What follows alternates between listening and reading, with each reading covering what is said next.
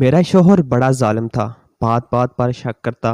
ایک دن اسی شک میں آ کر طلاق دے ڈالی۔ میں بہت روئی اور میکے چلی گئی۔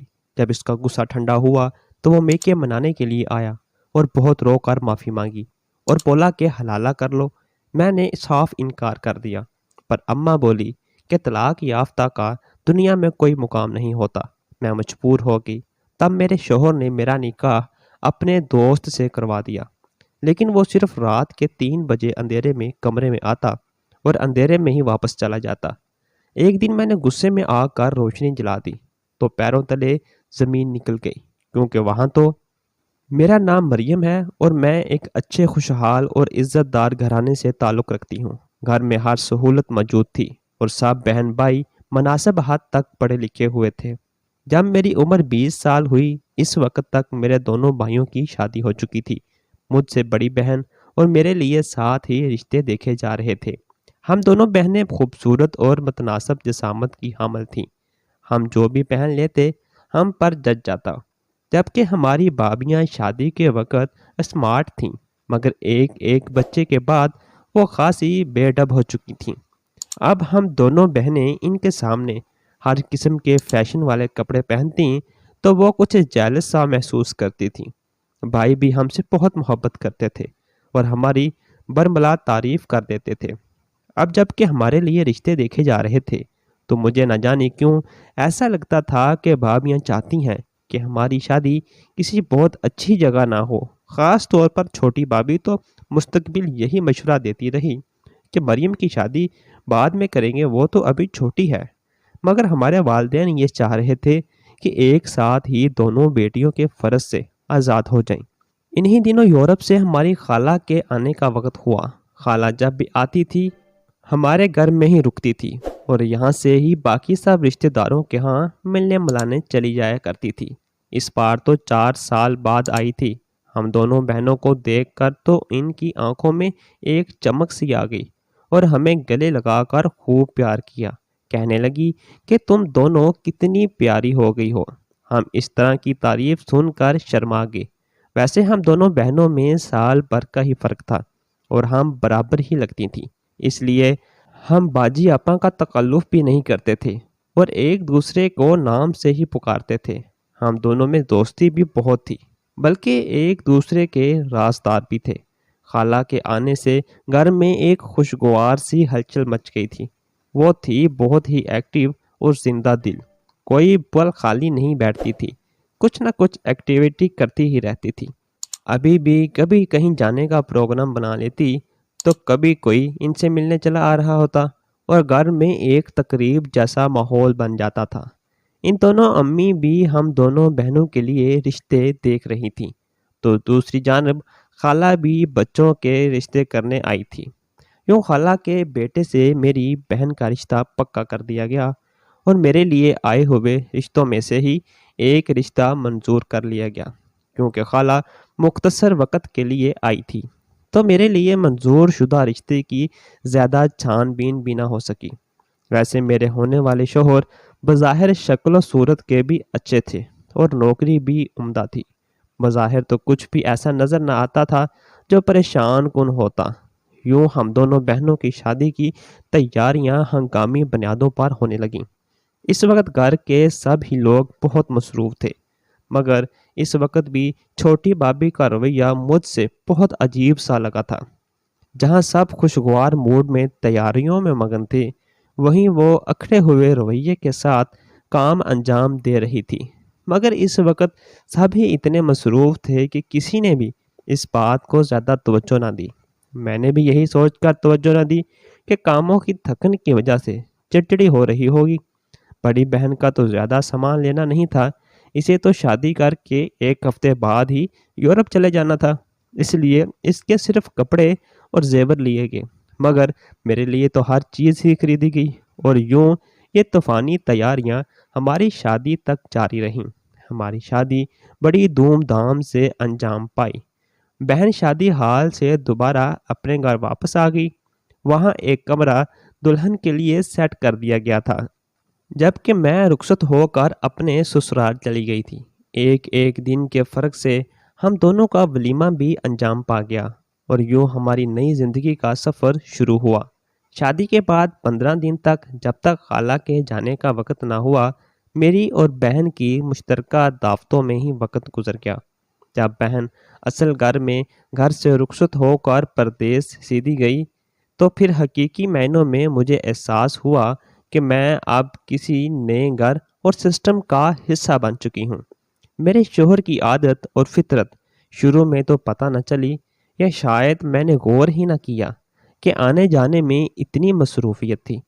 اب جو گھر میں ٹکی اور معمولات زندگی شروع ہوئے، تو احساس ہوا کہ میرے شوہر کچھ شکی مزاج کے ہیں۔ میں تو اپنی وہی آزاد فطرت سے ہی سب سے مل جل رہی تھی۔ دعوتوں میں بھی کزن سے ہنسی مذاق سب چلتا رہتا تھا، اور مجھے علم ہی نہ ہوا کہ وہ ایک ایک بات نوٹ کر رہے ہیں۔ بعد میں انہوں نے مجھ پر طنز کے تیروں کی برسات کر دی۔ جب وہ شروع میں مجھے کچھ ایسا کہتے تو میری سمجھ میں ہی نہیں آتا تھا، کیونکہ ہمارے گھر میں تو ہم بہنیں یا بھابیاں سب کو پہننے اوڑھنے اور بات چیت کی مکمل آزادی تھی۔ اس لیے مجھے سمجھ ہی نہ آیا تھا کہ کون سی بات یا کس چیز پر ان کا موڈ خراب ہو جاتا تھا۔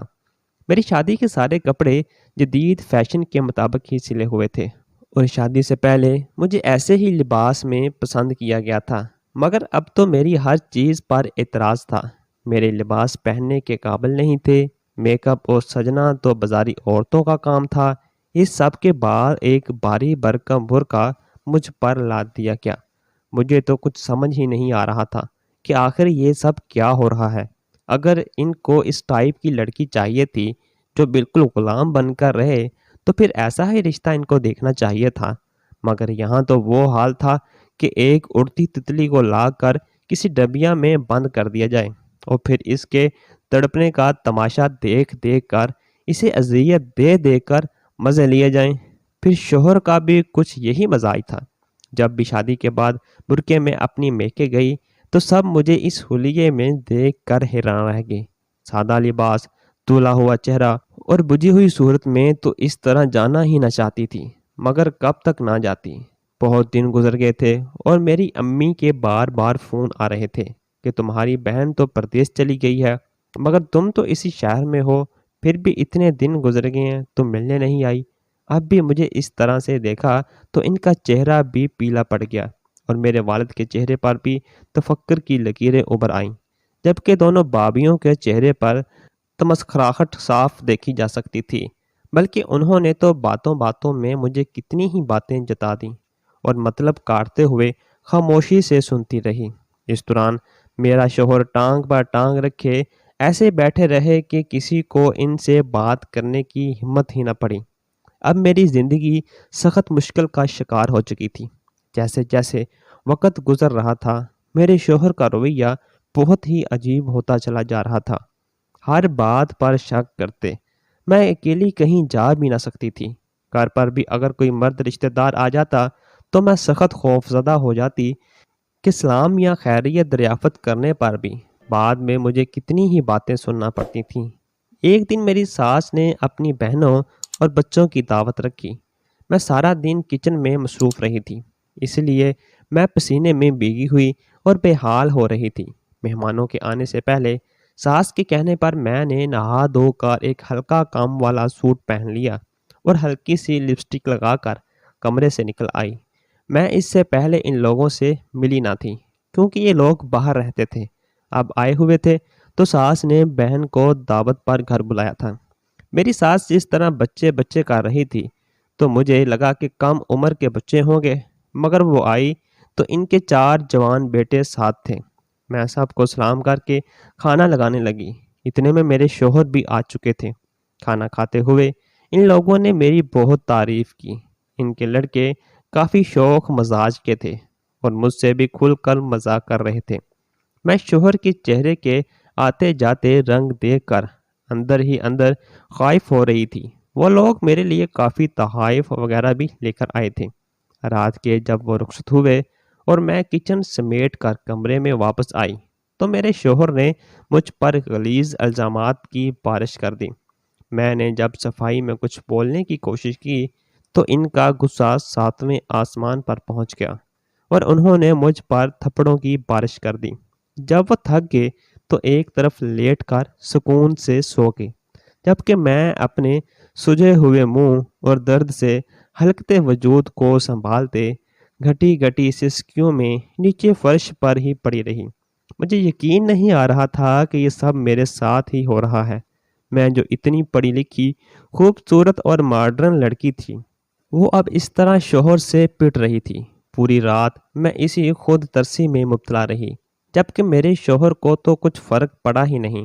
تو صبح اٹھے اور آرام سے تیار ہو کر چلے گئے، جبکہ میں پوری رات تیز بخار میں بھنکتی رہی۔ جب میں کافی دیر تک باہر نہ گئی تو میری ساس نے کمرے میں جھانکا اور میری ایسی حالت دیکھ کر پریشان ہوگی۔ انہوں نے مجھے سہارا دے کر بستر پر لٹا دیا اور چائے کے ساتھ دوائی کھلائی۔ وہ بیچاری بھی شرمندہ سی ہو رہی تھی کہ جب میں نے انہیں کچھ نہیں بتایا تھا، مگر میری حالت دیکھ کر انہیں اندازہ ہو چکا تھا اپنے بیٹے کی حرکت کا۔ میرے شوہر کا ایک بار جو ہاتھ اٹھا تو پھر یہ تو آئے دن ہی ہونے لگا۔ اب تو میں اس قدر خوفزدہ ہو چکی تھی کہ دودھ والے یا سبزی اخبار والا ہوتا یا دھوبی، میں ان کے لیے بھی دروازے پر نہ جاتی۔ مگر ہونی کو کون ٹال سکتا تھا؟ میری ساس کچھ دنوں کے لیے اپنی بیٹی کے پاس دوسرے شہر چلی گئی تھی اور اب گھر کی ساری ذمہ داری مجھ پر ہی آ گئی تھی۔ ایک دوپہر دھوبی کپڑے لے کر آیا۔ دھوبی جب بھی آتا تھا میری ساس اسے اندر بٹھا کر کپڑے چیک کر کے لیتی تھی۔ میں نے بھی اسے اندر بلا کر بٹھا لیا۔ کپڑے گننے لگی۔ جو کپڑے لاتا تھا یہ پرانے دھوبی کا بیٹا تھا اور کچھ دنوں سے یہی کپڑے لانے اور لے جانے کا کام کر رہا تھا، کیونکہ اس کے باپ کی طبیعت اب ٹھیک نہیں رہتی تھی۔ میں کپڑے گننے میں مصروف تھی، اتنے میں اس نے مجھ سے پانی مانگا۔ میں نے برآمدے میں رکھے کولر کی طرف اشارہ کر دیا کہ وہاں سے اٹھ کر پی لو۔ وہ اٹھ کر برآمدے میں چلا گیا۔ دروازہ باہر کا پورا بند نہیں تھا۔ اتنے میں میرے شوہر گھر میں داخل ہوئے۔ پہلے تو دروازہ کھلا ہونے پر گالیاں نکالنے لگے کہ اتنے میں دھوبی کو دیکھا جو اندر سے آ رہا تھا۔ ایک نوجوان کو اس طرح گھر میں دیکھ کر وہ آپے سے باہر ہو گیا۔ اسی وقت انہوں نے مجھ پر ننگے الزامات کی بچھاڑ کر دی۔ اس دھوبی نے یہ دیکھا تو وہ بھی گھبرا گیا۔ اس نے لاکھ صفائی دینا چاہی، مگر میرا شوہر تو بالکل اندھا ہو چکا تھا۔ انہوں نے اس کو بھی دھکے دے کر گھر سے نکال دیا اور اسی پر بس نہیں کیا بلکہ کھڑے کھڑے مجھے طلاق بھی دے دی۔ میں بڑا روئی اور پھر اپنا سامان سمیٹ کر میکے واپس چلی آئی۔ میرے گھر میں بھی اس خبر سے ایک کوہرام مچ گیا تھا۔ میرے ابو بھی دل پکڑ کر بیٹھ گئے اور امی کی بھی حالت خراب ہو گئی۔ مجھے تو کچھ سمجھ نہیں آ رہی تھی کہ مجھ سے کہاں غلطی ہوئی ہے۔ میں نے شوہر کی مرضی میں خود کو ڈھالنے کے لیے اپنے آپ کو مٹی کر لیا تھا، پھر بھی مجھے اس سب کا کیا صلہ ملا تھا؟ کچھ دن تو کسی بات کا احساس ہی نہ ہوا، بس کمرے میں بند روتی رہتی تھی۔ مگر کب تک بابیوں کا رویہ نہایت تحقیر آمیز ہوتا جا رہا تھا۔ وہ مجھ سے کریت کوریت کر پوچھتی تھی کہ ایسا کیا ہو گیا تھا جو تمہارے شوہر نے تمہیں اس طرح سے طلاق دے دی؟ کبھی کہتی کہ ساس بھی گھر میں نہیں تھی، تم نے کسی مرد کو گھر کے اندر بلایا کیوں تھا؟ پھر آنکھیں ہی آنکھوں میں معنی خیز اشارے کرتی۔ میں یہ سب کچھ دیکھ کر دکھ کر رہی تھی اور پریشان ہو رہی تھی، اور مجھ سے بھی زیادہ میری امی پریشان تھی۔ ایک طرف میری بہن تھی جو نہایت خوشگوار زندگی گزار رہی تھی، اور دوسری جانب میں جو کچھ ہی عرصے میں تباہ ہو گئی تھی۔ ابھی مجھے امی کے گھر آئے 1 ماہ ہی ہوا تھا کہ ایک دن میرے شوہر نے دروازے پر دستک دی۔ میں تو انہیں دیکھ کر حیران تھی، مگر امی نے تحمل سے کام لیا اور انہیں لے جا کر گھر میں بٹھایا۔ وہ سر جھکائے بیٹھے تھے اور شرمندہ نظر آ رہے تھے۔ انہوں نے میری امی سے کہا کہ ان سے غلط فہمی کی وجہ سے یہ سب ہوا ہے۔ بعد میں دھوبی کا بیٹا اپنے باپ کے ساتھ آیا اور اس نے سب بات بتائی تھی۔ بس اس وقت تک میرا غصہ بھی اتر چکا تھا، تو مجھے احساس ہوا کہ مجھ سے بہت زیادتی ہو گئی ہے۔ اب بھی بڑی مشکل سے ہمت جمع کر کے یہاں آیا ہوں۔ امی نے خاموشی سے ان کی بات سنی۔ میں بھی دروازے سے لگی یہ سب باتیں سن رہی تھی۔ مجھے شدید غصہ آیا اور میں نے کہا کہ میری بات پر یقین نہ ہوا تھا۔ میں کیا اس دھوبی سے بھی گئی گزری تھی؟ ویسے بھی اب تو آپ مجھے 3 طلاقیں دے چکے ہیں اور مجھ پر الزامات لگا کر مجھ کو ذلیل کر چکے ہیں، تو اب اس شرمندگی کا کیا فائدہ؟ وہ اس وقت تو اٹھ کر چلے گئے اور میں اپنے نصیبوں کو روتی رہی، مگر کچھ ہی دن بعد وہ دوبارہ آ گئے اور رو رو کر معافی مانگنے لگے۔ امی نے بھی کہا کہ اب تمہاری معافی سے کیا ہو سکتا ہے؟ تو کہنے لگے کہ اگر یہ راضی ہو جاتی ہے تو میں حلالہ کروا لیتا ہوں۔ یہ سن کر میں چیخ پڑی اور روتے ہوئے وہاں سے چلی گئی۔ بعد میں میری امی میرے پاس آئی اور کہنے لگی کہ بیٹا، طلاق یافتہ عورت کا معاشرے میں کوئی مقام نہیں ہوتا، تمہارے سامنے ہے۔ ابھی تو تمہارے ماں باپ زندہ ہیں تو بھی تمہاری باپیوں کی مزاج تمہیں نظر آ رہے ہیں، جب ہم نہ رہے تو تمہارا کیا بنے گا؟ میری مانو تو اس تجویز پر عمل کر کے دوبارہ سے اپنا گھر بسا لو۔ اس کے بعد امی نے مجھے کافی مجبور کیا اور میرے شوہر نے بھی کہا کہ میں اپنے ایک دوست سے بات کر چکا ہوں۔ اب میری عدت بھی پوری ہو چکی تھی اور مجھ پر سب کا پریشر بھی کم تھا، جبکہ میرا دل اس فیصلے پر بالکل بھی راضی نہ تھا، مگر پھر بھی میں اس تجویز پر راضی ہو گئی۔ میرے پہلے شوہر نے کافی دور ایک فلیٹ کرائے پر لیا اور میں وہاں منتقل ہو گئی۔ پھر اس نے کسی سے میرا نکاح پڑھوا دیا، مگر مجھے علم نہ ہوا کہ وہ کون تھا۔ جب رات ہوئی تو میں فلیٹ میں اکیلی تھی۔ میں کافی دیر انتظار کرتی رہی، مگر جس سے میرا نکاح ہوا تھا وہ آیا نہیں۔ رات کے کوئی 3 بجے کا وقت تھا۔ جب میں گہری نیند میں تھی تو کوئی میرے کمرے میں آیا اور اندھیرے میں ہی حقوق زوجت ادا کر کے جس طرح آیا تھا اسی طرح سے واپس چلا گیا۔ میں تو حیران ہی تھی، پر اب یہ سب تو برداشت کرنا ہی تھا۔ اب ہر روز صبح میری امی میرے پاس آ جاتی تھی اور رات کو چلی جاتی تھی۔ ہر روز رات میں 3 بجے کے قریب میرا اجنبی شوہر آ جاتا تھا اور اندھیرے میں ہی چلا جاتا تھا۔ میں اسی دوران یہی سوچتی رہی تھی کہ آخر میں اس حلالے پر راضی ہی کیوں ہوئی ہوں، اور اس شوہر کے لیے جس نے مجھے اتنی اذیتیں دی تھیں، اور اب پھر مجھے اس اذیت سے گزرنا پڑ رہا تھا۔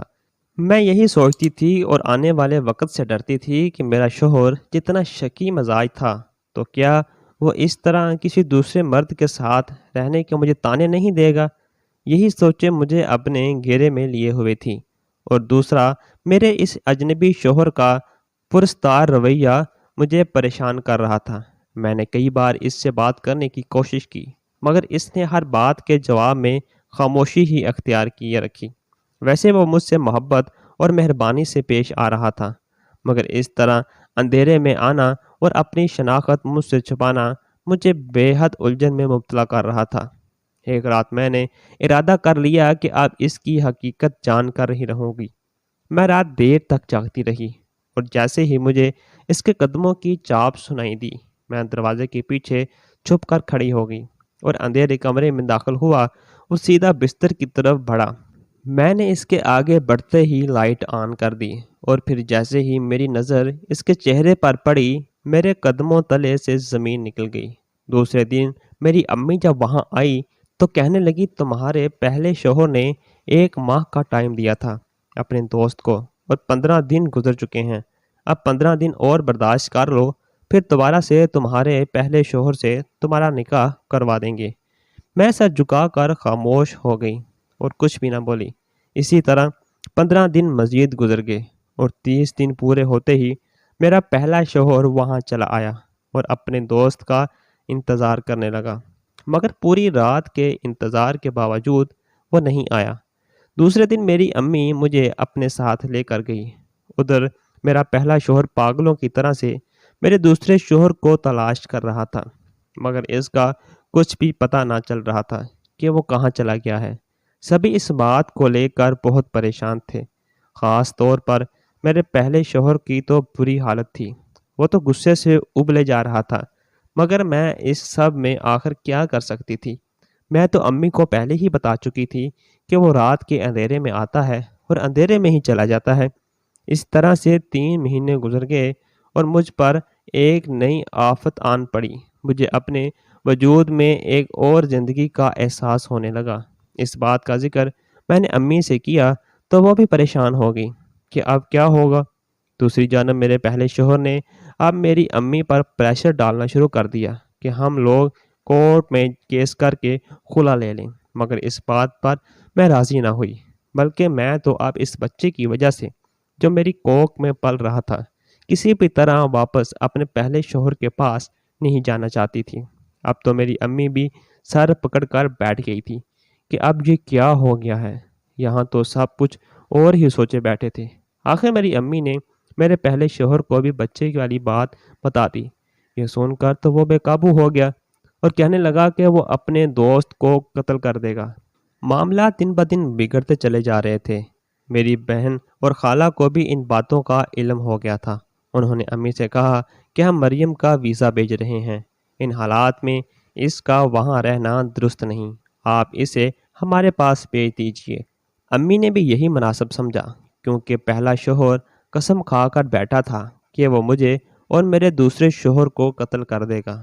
چپ چاپ سے میں نے سفر کی تیاریاں کی، یہاں تک کہ بھابھیوں کو بھی علم تک نہ ہونے دیا، اور میں ایک رات ایئرپورٹ سے یورپ کے لیے روانہ ہو گئی۔ آج بھی وہ وقت یاد کرتی ہوں تو رونگٹے کھڑے ہو جاتے ہیں۔ آج میں اپنے 2 بچوں اور شوہر کے ساتھ خوشگوار زندگی گزار رہی ہوں۔ پہلے شوہر کے بارے میں پتہ چلا تھا کہ اس نے کسی اور لڑکی سے دوسری شادی کر لی تھی اور کچھ عرصہ کے بعد اسے بھی طلاق دے دی۔ میں اللہ کا لاکھ لاکھ شکر ادا کرتی ہوں کہ میں اس اذیت اور تکلیف سے بچ گئی۔ آپ لوگ سوچ رہے ہوں گے کہ اس اجنبی کا کیا ہوا جو رات کے اندھیرے میں آتا تھا؟ تو جناب وہی تو اب میرے ساتھ ہے اور میرے بچوں کا باپ ہے۔ اس رات جب میں نے ہمت کر کے لائٹ جلائی تو وہاں دھوبی کے بیٹے کو دیکھ کر میں حیران رہ گئی تھی۔ پھر ہماری بات ہوئی تو پتہ چلا کہ میرے شوہر نے اسے اسی کام کے لیے راضی کیا تھا کہ تیری وجہ سے ہم دونوں کے درمیان طلاق ہوئی ہے، اور اب تو ہی ہم دونوں کو ایک کرنے میں میری مدد کرے گا۔ وہ دھوبی کا بیٹا کافی پڑھا لکھا ہے اور باپ کی مدد کے لیے یونیورسٹی کی چھٹیوں میں گھروں پر کپڑے پہنچانے کا کام کرنے لگا تھا۔ اس کے بعد ہمارے درمیان یہی طے ہوا جو ہم نے کیا۔ اس میں میری بڑی بہن میری رازدار تھی، اسی نے میرے اور میرے شوہر کے باہر جانے کے لیے تمام پیپرز تیار کروائے، اور ہم اس طرح ڈرامہ کر کے وہاں سے نکل آئے اور اب ایک خوشگوار زندگی جی رہے ہیں۔ دوستوں، مزید اس طرح کی ویڈیوز کے لیے ہمارے چینل کو سبسکرائب لازمی کیجیے گا۔ اللہ حافظ۔